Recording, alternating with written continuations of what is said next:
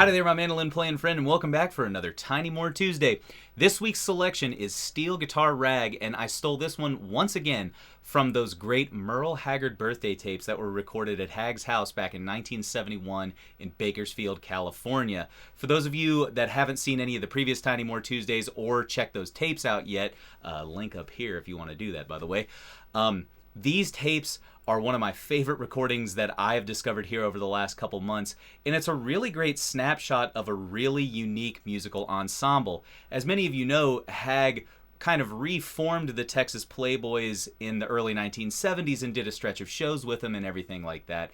But this was just kind of like an impromptu jam session that happened at Haggard's place. Bob Wills was in the recording booth, unfortunately in bad health and unable to play or sing at this time. But the rest of the Texas Playboys are absolutely on fire. You heard that break of Tiny's right there. Absolute fire, right? But we actually get to hear the composer of the tune Steel Guitar Rag shred on this one too, Mr. Leon McAuliffe. This tune was recorded in 1936 by Bob Wills and the Texas Playboys, written by Leon McAuliffe, like I said, and it's definitely a Western swing standard that you should know if you're trying to get into this style of music.